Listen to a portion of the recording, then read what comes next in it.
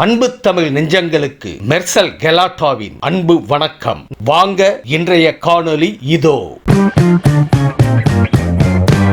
எங்க தலைவர் திரு முத்துவேல் கருணாநிதி ஸ்டாலின் அவர்கள் கடந்த 5 வருஷமா ஒவ்வொரு குடும்பத்துக்கும் பார்த்து திட்டங்களை நிறைவேற்றி கொடுத்தார். அந்த திட்டங்களை எல்லாம் நீங்க தொடரணும். தயவு செஞ்சு அதுல அரசியல் செய்ய வேணாம்.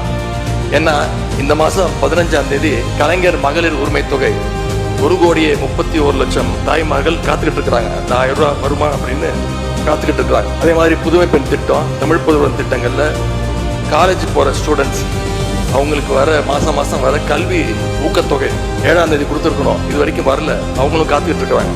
இப்ப ஸ்கூல் இல்லைனாலும் ஜூன் 2ஆம் தேதி ஸ்கூல்ல ரீஓபன் பண்ண போறாங்க. அப்ப காலை உணவு திட்டத்துக்காக பள்ளி மாணவர்கள்லாம் காத்துக்கிட்டு இருக்கிறாங்க. இப்படி பல்வேறு திட்டங்கள் இருக்கு. நான் முதல்வன் திட்டம், தாய் மாணவர், அன்பு கரங்கள்னு பல்வேறு திட்டங்களுடைய பயனாளிகள்லாம் ஆவலோடு காத்துக்கிட்டு இருக்காங்க. இந்த அரசு என்ன செய்ய போகுதுன்னு காத்துக்கிட்டு இருக்கிறாங்க. அதனால நான் உங்ககிட்ட கேட்டுக்கொள்றது, மாண்பு முதலமைச்சர் அவர்கள் பதவி ஏற்றதும் தன்னுடைய முதல் உரையில அவகாசம் வேணும்னு கேட்டீங்க.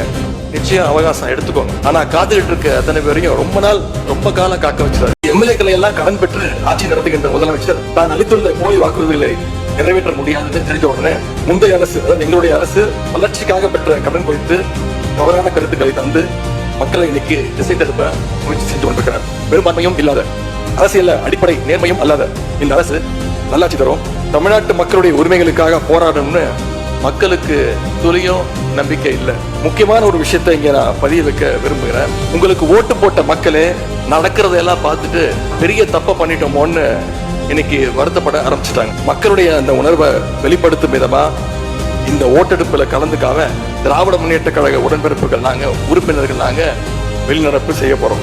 நாங்க வெளிநடப்பு செஞ்சாலும் அதனால பேரவையுடைய எண்ணிக்கை அளவு குறைஞ்சு நீங்க நிச்சயம் இந்த வாக்கெடுப்புல வெற்றி பெறதான் போறீங்க. அப்படி வெற்றி பெற்ற பிறகாவது மக்களுடைய நம்பிக்கையை காப்பாற்றுற மாதிரி உங்களுடைய பணிகள் இருக்கணும். உழைங்க.